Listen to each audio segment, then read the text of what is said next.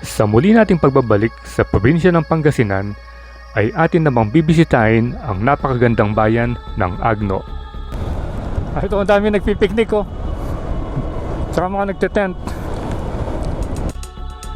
Ito ay matatagpuan sa kanlurang bahagi ng lalawigan at may layong 188 kilometers ayon kay Google Map. At aabutin ng mahigit 4 na oras ang biyahe. Infanta, Dasol, Burgos, Mabini, Tambobong. Yung pinaka-marker ng Agno. May stage sila rito para may event ng mga nakaraang. Isa sa mga pangunahing atraksyon dito ay ang mga umbrella rock formation na nakapwesto sa bunganga ng Balinkaging River sa Sabangan Beach. Okay, so balik na tayo doon. Nakapag-video na tayo dito sa may umbrella rocks. Home of the Umbrella Rocks. Ito yung pinakahuling bayan ng Tarlac bago ka makarating ng boundary ng Pangasinan. Yung ganda nga naman, no? Umbrella Rocks, Enchanted Cave, Tondol Beach. Yun. Dito mo matitikman yung pinakamasarap na pagkain dito sa mga yes, try nyo po. Yeah.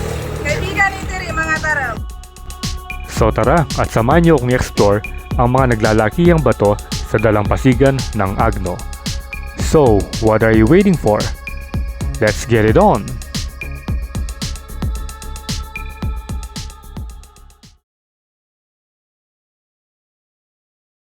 Good morning, Kabalen. So, today is Black Saturday. At meron tayong Budol ride. Ito yung unexpected ride dahil hindi naman nakaschedule yung ride na to eh. So wala pa tayong exact destination kung saan tayo pupunta. So yung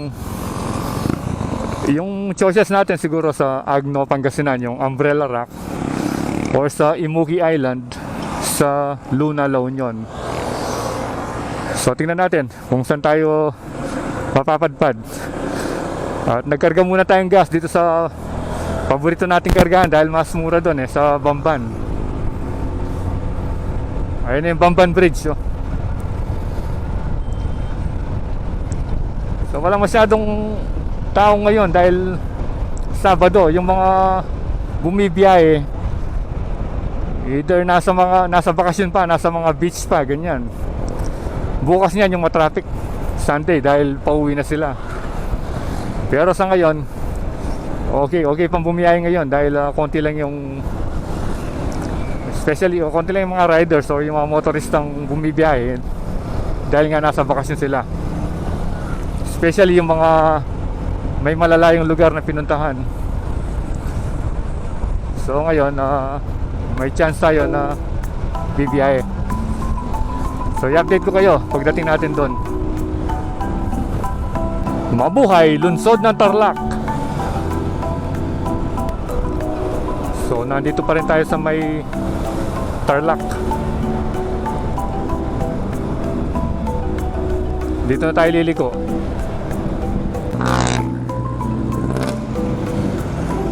Ginagawa yung kalsada rito. Basta pag pupunta kayo ng Bantang Kamiling, dito pa lang pwede na kayo lumiko. Tandaan nyo lang yan, Sogo Hotel. Yan. Hindi na kayo dadaan dun sa mismong downtown ng Tarlac City. Matraffic dun. Ito yung pinaka-shortcut at madaling daan. Bali paglabas mo nito dun ka na sa may tulay. Yung papuntang Santa Ignacia na.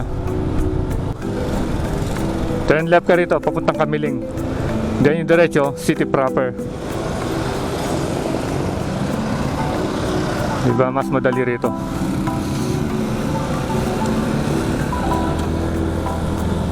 Ito naman yung papuntang San Jose. Diyan yung mga pasyalan, yung Monasterio de Tarlac at saka yung mga sikat, yung Sitio Baag, ganyan, yung Tala Road, dito yung daan. Dito naman sa kanan, town proper ng Tarlac or city proper. Then diretso ito papunta ng Kamiling. Ito yan, Barangay Tibag.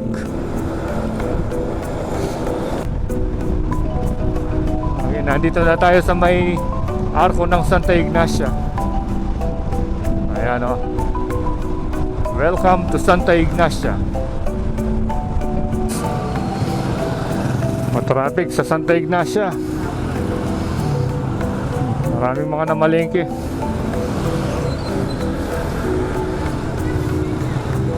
May pick up po. Daming dalang tent. Saan kaya magkakamping ang mga ito? Tingnan mo. Puno ng tent yung top load nila.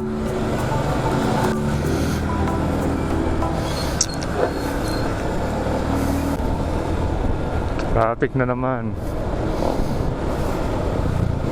Hindi mo naman maiwasang hindi matraffic sa mga bayan-bayan eh.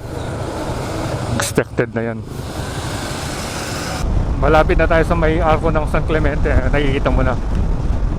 Welcome to San Clemente. So ito yung pinakahuling bayan ng Tarlac. Bago ka makarating ng boundary ng Pangasinan, yung sa may mga tarem. Okay, so dito rin pala tayo nag-stopover nung pumunta tayo ng Bolinao. Naalala ko, doon kami bumili ng tubig doon. Yung tubig, tsaka nagkape. That was last month lang yun eh. Ito yung pinakabayan ng San Clemente. Malapit na dito yung boundary.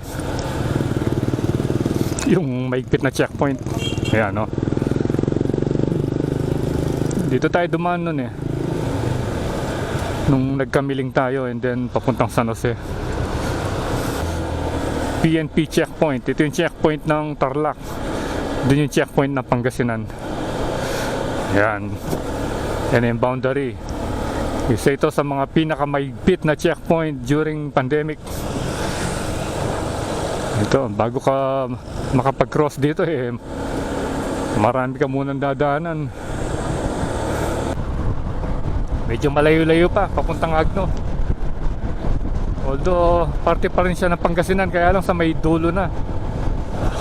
Kakatabi yun eh, yung Dasol, Burgos, Agno, tsaka Bani, yan. Yung pinakauli, yung Bolinao. And then, dun sa may right side naman, yung pinakauli, yung Anda Island. Ayan. Nandito na tayo sa paborito nating kainan, Kaibigan Eatery. Oo. Ayan, tignan natin kung makikilala tayo ni Madam. Okay, time check 10 o'clock. Andito tayo sa may Kaibigan Eatery.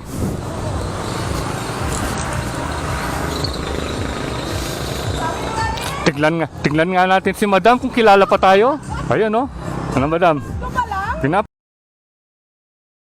Itong si Madam, dito mo matitikman yung pinakamasarap na pagkain dito sa mga Yes, try nyo po. Ayan. Kaibigan Eatery, mga taram. Ito yung official namin na kainan pag pupunta tayo ng Pangasinan, especially sa Bolinao, sa Alaminos, ganyan. Yes po. Ayan, daan Try kayo nyo dito. po. Daan kayo dito. Para matikpan nyo yung pagkain ni Madam. Kaibigan Eatery po. Kaibigan Eatery. Mga suki ko po dyan, mga riders. Agila Riders. Ayan po, ang dami po nila, oh. Ayan no. Po. Ba't wala tayong sticker dito? Ayun, meron nandun. Ew. So nakarating na tayo ng Alaminos City 12:15. Umalis tayo doon ng 7:30 I think. Mainit dito, mainit yung panahon. Dito na yung bypass road. Dito tayo papasok. Infanta, Dasol, Burgos, Mabini, Tambobong. So kakaliwa tayo rito. Ito sa bypass and then dun sa dulo kaliwa na naman. Ayan oh. Umbrella Rocks, Enchanted Cave, Tondol Beach. Yun. Andito pa rin tayo sa may Bani Town proper. Kalalampos lang natin ng palengke. Ito na yung daan papuntang Agno.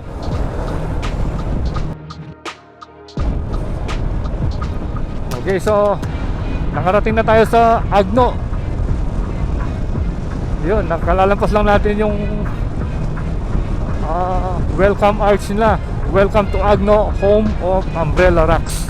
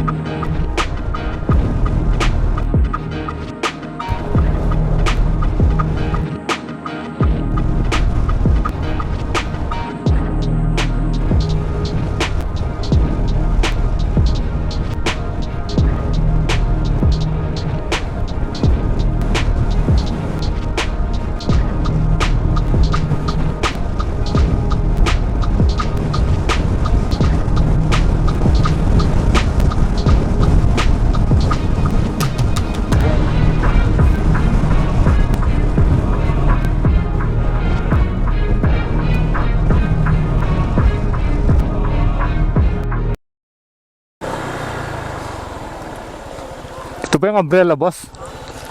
Yan. Okay, thank you. Diretso. Ayan. May ilog dito, ang ganda oh.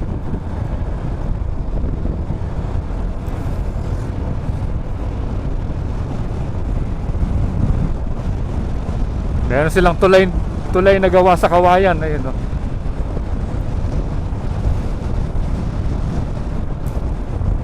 Nakakatakot yata ang dumaan dyan.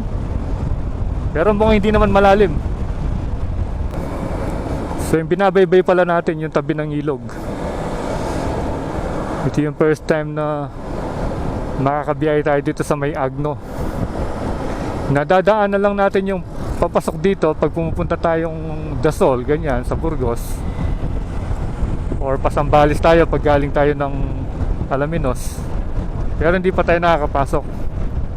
So ngayon, may experience na natin at makikita yung kanilang mga rock formation na napakaganda. Yung tinatawag nilang umbrella rocks. Maganda yung daan dito. Yung kanina, yung bagong asfalto, napakalapad.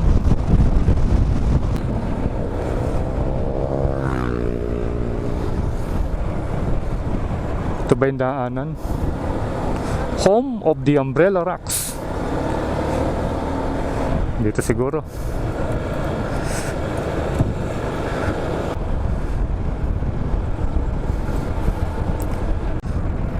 Ito yung poblasyon ng Agno. Ayan o. Umbrella Rocks, turn right. So palapit na tayong palapit sa Umbrella Rocks. Ito yung pinaka-plaza nila. Ayan o. So yun yung town hall. Tsaka yung simbahan. O yun, Umbrella Rocks, 4.2 kilometers. So malapit na tayo.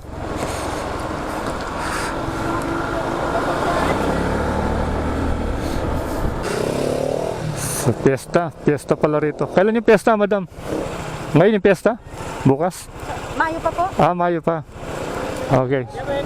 Dami ako ng sticker. Tingin sticker. So yung fiesta nila Mayo. Pero advance sila. Ngayon pa lang naniningil na. Okay lang yun, 20 pesos lang naman.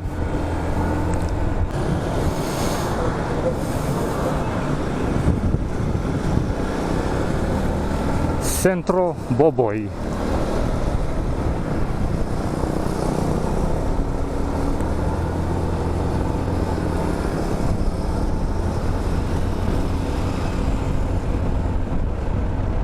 Yung pangalan ng barangay dito, Boboy. Pero in fairness naman sa barangay nila, napakalinis oh. Wala ka masyadong nakikitang kalat. Tsaka maganda yung daanan dito. Ayan, pakit na tayo ng bundok.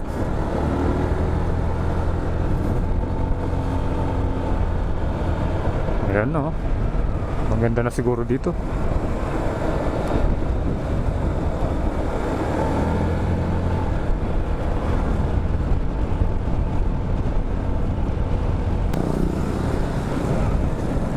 Turn left. 350 meters, Umbrella Rock. Sa wakas, makasilong na rin tayo sa umbrella. Ang init-init eh.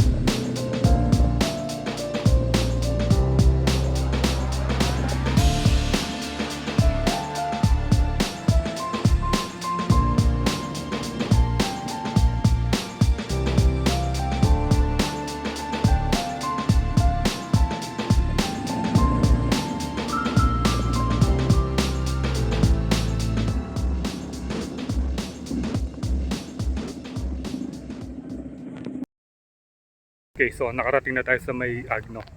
Ayun yung dagat to.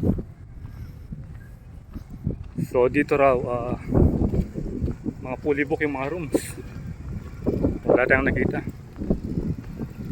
Ayun. Doon tayo nag-park bali. Yung mga umbrella rack. Ayun. Dito parang may ano rito. Parang kuweba, lagusan doon, no? Pero binigyan ng mga harang. Para walang makapasok.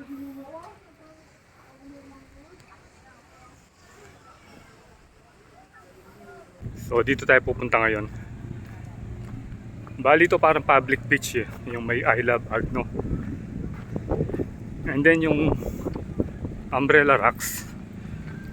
Doon pa yata, papasok ko banda doon. Ayan, sorry po, wala nang bakanting cottage. Yung arko papasok. Ayan o. Wala na raw bakanting cottage. So ito yung pinaka-marker ng Agno. I Love Agno. Maraming naliligo pero wala kasi mahal.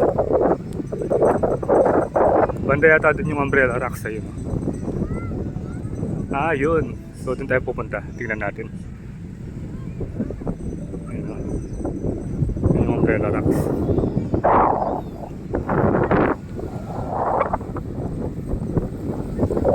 Yung ano ra, yung white sand, yung abagatan yun.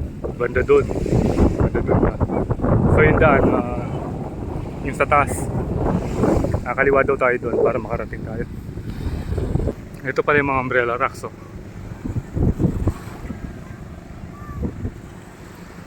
Ayan o, bundok. Tabi mismo ng bundok. Hindi masyadong malinaw yung tubig dahil mahalon. Yan yung mga bangka doon. Dito parang may stage sila rito. Parang may event ng mga nakaraang araw. So ayan yung isa sa mga umbrella rock.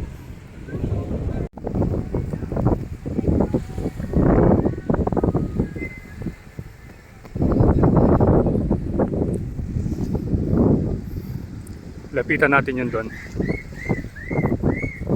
Ayun o. Umbrella rock doon. Dito sa may tabi ng umbrella maraming naliligo. Ayun o. Mga batang naglalaro dito. Parang doon mababaw lang. Oh. Doon tayo galing.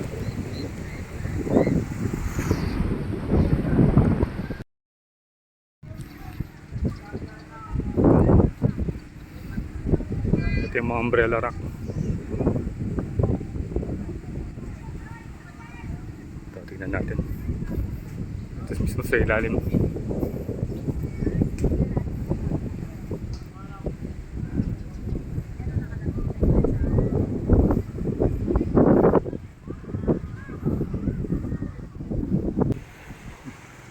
picture taking. Ganda nga naman, no? Yung ibang klase ng formation to. Yung sa Kabungawan, iba din.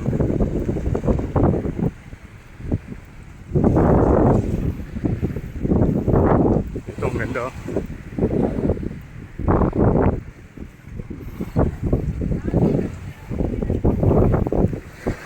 So ito, dati nakikita lang natin sa mga video. Ayan, ngayon, nandito na tayo. Okay, so punta pa tayo banda rito. Tingnan natin yung hanggang sa dulo.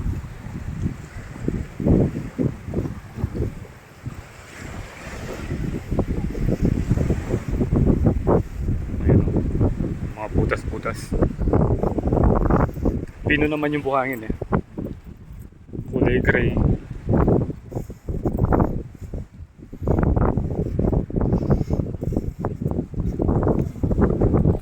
So hanggang dito na lang. Ayun, may strictly do not swim beyond this point. Strong water current. So bawal na pala dun. Pero malinis dito. Kumpara dun sa may Tabiron. Ano na.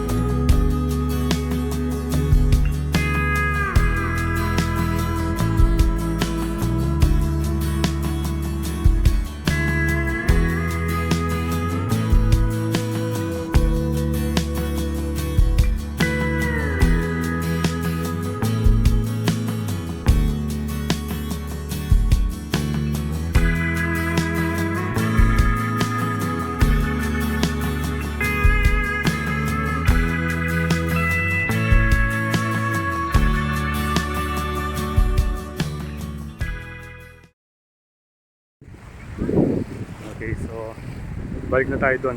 Nakapag-video na tayo dito sa may Umbrella Rocks. So, ayun. Marami pa rin naliligo. Hindi, mababaw lang naman eh. Parang high tide lang siguro.